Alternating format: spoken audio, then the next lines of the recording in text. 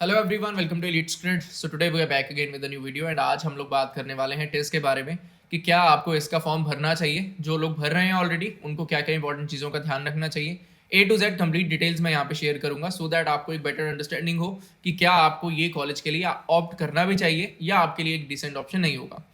First of all, जो एक चीज़ सबसे ज़्यादा कॉमन देखने को मिलती है स्टूडेंट्स में कि यार टेस्ट को आप एक कॉन्सोलेशन प्राइज की तरह ट्रीट करने लगते हो कि चलो कोई और नहीं हो रहा है एग्जाम तो लेट इट बी, टेस्ट भर देते हैं।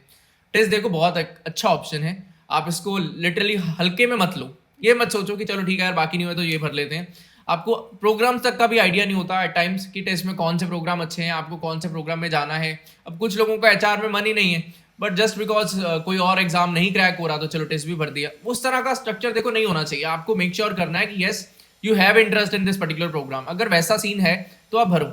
कॉलेज बहुत ज़्यादा अच्छा है, ब्रांड वाइज भी, प्लेसमेंट्स वाइज भी, आरओआई वाइज भी बहुत ज़्यादा अच्छा कॉलेज है, उसमें तो कोई कमी नहीं है। बट हाँ, आपका इंटरेस्ट होना चाहिए। देखो बिना इंटरेस्ट के आप अगर क्रैक कर भी गए तो भी वहां पे जाकर बहुत ज़्यादा कुछ अच्छा कर नहीं पाओगे और सीट्स इतनी कम है, क्रैक करना वैसे ही डिफिकल्ट है। तो बिना इंटरेस्ट के अगर आपको लग रहा है यार बाकी एग्जाम्स नहीं हुए तो चलो लेट इट भी, ये भी भर देते हैं, तो फिर ये भी नहीं होगा। आपको सीरियसनेस के साथ इस पेपर के लिए जाना होगा।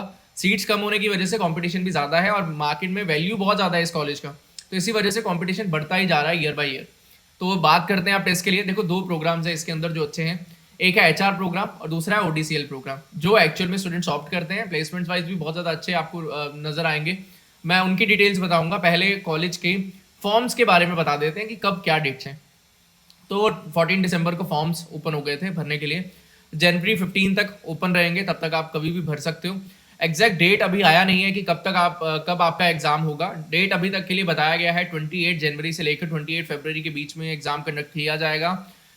थोड़ा सा इंटेक के बारे में बता देता हूँ। 68 स्टूडेंट्स का इंटेक है इसका। फीस के बारे में बता दें तो फीस है इसका less than 2 lakhs, approximately 1.9 lakh के आसपास है इसका फीस, लेस देन 2 लैक्स की रेंज में है।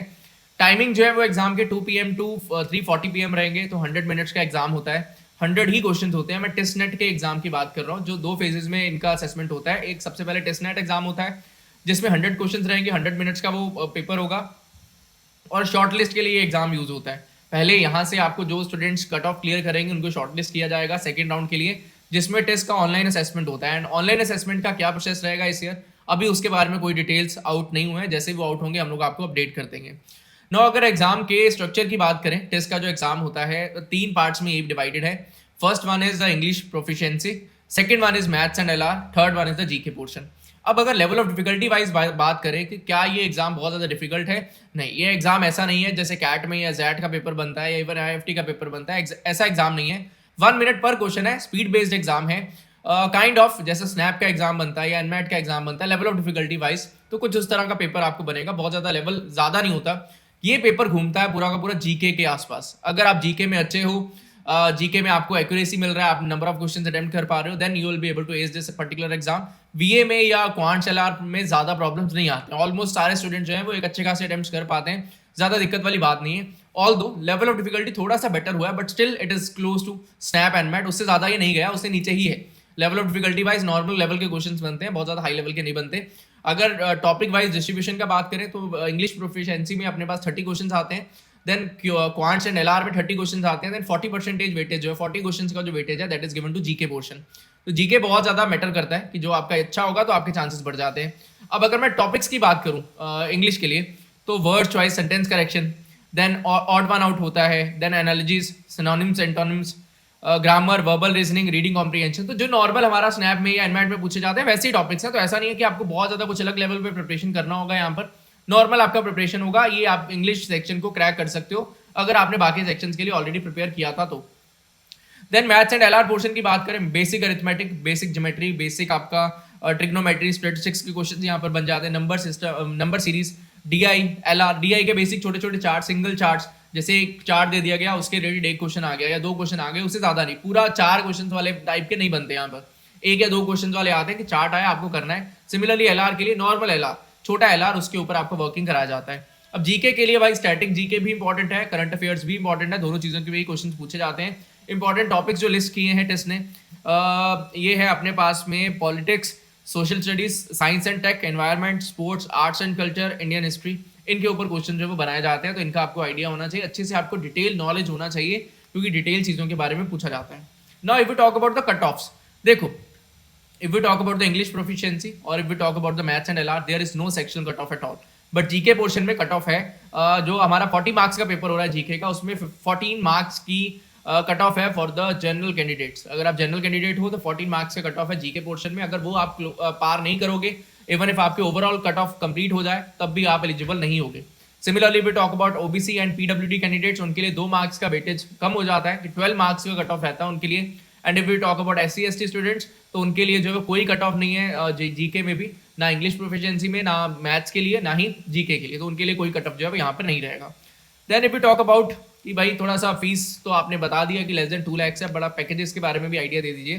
तो भैया पैकेजेस अगर वाइज बात करें तो हाईएस्ट पैकेज लास्ट ईयर का जो गया है टेस्ट HR का, ऑफिशियल वेबसाइट से, ऑफिशियल सोर्स से पिक किया गया है, highest was 42 lakhs। And if we talk about the average salary, it was 23.97, approx 24 lakhs। And median salary was 22.50। Average अगर टॉप 10% वो स्टूडेंट्स की बात करें, मतलब अगर 68 स्टूडेंट्स हैं तो 6 से 7 स्टूडेंट जो टॉप के थे, उनका एवरेज प्लेसमेंट 37.22 lakhs था। तो बहुत बड़ा नंबर है।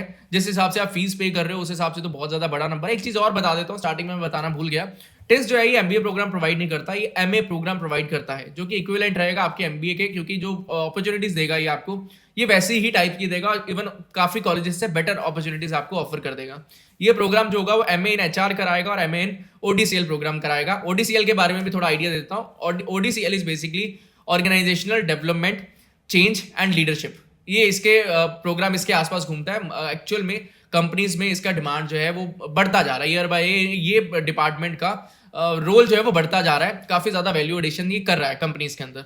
अगर एवरेज पैकेज की बात करें ODCL प्रोग्राम का 25.4 lakh per annum, and median salary की बात करें that is 24 lakh per annum. But इस प्रोग्राम के साथ में एक कंडीशन है, दैट इज आपका मिनिमम 2 years का एक्सपीरियंस होना चाहिए। HR के लिए there is no requirement for work experience, हो भी सकता है नहीं भी हो सकता, but if you talk about the ODCL programme there should be a 2 year work experience. अगर उतना नहीं है then you are not eligible to apply for the ODCL programme. इस चीज़ का ध्यान रखना। Now if you talk about the cut offs, overall cut of की अगर मैं बात करूं, फर्स्ट टेस्ट नेट का जो एग्जाम होगा HRM के लिए कट ऑफ जो है वो घूमता है 71 से 75 की रेंज में। लेवल ऑफ डिफिकल्टी पे डिपेंड करता है। अगर लेवल कम हो जाएगा तो ऑटोमेटिकली कट ऑफ जो है बढ़ जाएंगे, 75-76 की रेंज में चला जाएगा। बट अगर थोड़ा भी ठीक लेवल बनता है, एवरेज जिस तरह का पेपर बन रहा है, तो 72-74 इसके आसपास ही कट ऑफ जो है वो जाते हैं। तो आपको जीके में अटेम्प्ट मारना होगा, VA में आपको अच्छा अटेम्प्ट लेना होगा, और आपका क्वांट्स में भी अच्छा अटेम्प्ट लेना होगा। तीनों को मिलाकर अगर अबव 70% आपको स्कोर करना है तो तीनों ही सेक्शन में आपको अच्छा स्कोर लाना पड़ेगा। And if you talk about the ODCL programme, ज़्यादा कट ऑफ्स में डिफरेंस नहीं है। ODCL का हमारे पास में कट ऑफ्स है 70-72 की रेंज में जाती है। बाकी लेवल ऑफ डिफिकल्टी ऊपर नीचे होगा तो ऊपर नीचे हो जाएंगे ऑटोमेटिकली, एंड अकॉर्डिंगली हमारा प्रोसेस जो है वो चलेगा। सीट्स कम होने की वजह से, देखो सीट्स कम है, इसी वजह से जो है वो प्रेशर बहुत ज़्यादा है, कॉम्पिटिशन बहुत ज़्यादा है। तो आपको वेल प्रिपेयर्ड होना पड़ेगा टेस्ट के लिए अगर आप एक्चुअल में इसको क्रैक करना चाहते हो। जस्ट बिकॉज कोई और एग्जाम नहीं हुए, आप कॉन्सोलेशन प्राइज की फॉर्म में इसको ट्रीट कर रहे हो, कोई फायदा नहीं होगा। पैसा और टाइम दोनों स्पेंड करोगे, दोनों वेस्ट करोगे, कोई फायदा नहीं।